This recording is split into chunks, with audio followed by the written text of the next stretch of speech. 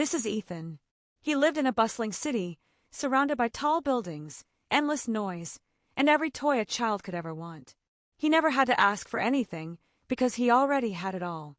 But despite the mountains of gifts and gadgets, Ethan felt something missing. His days were quiet, his laughter rare. He was always alone.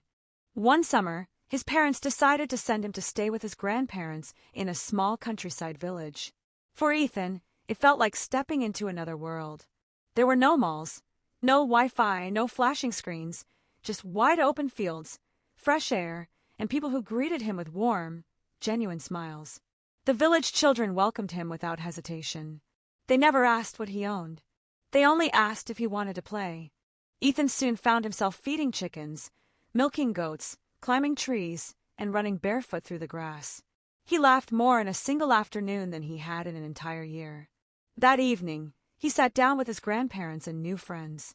The meal was simple, vegetables from the garden, bread made at home, but it was filled with love. Later, one of the boys handed Ethan a small handmade toy. "You can keep it," the boy said softly. "You're my friend now."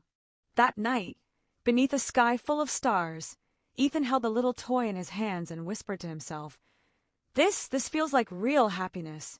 When the summer came to an end and it was time to return to the city, Ethan didn't want to leave.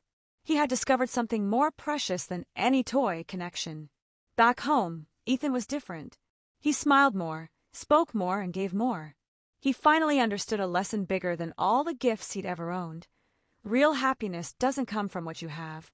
It comes from who you share your life with.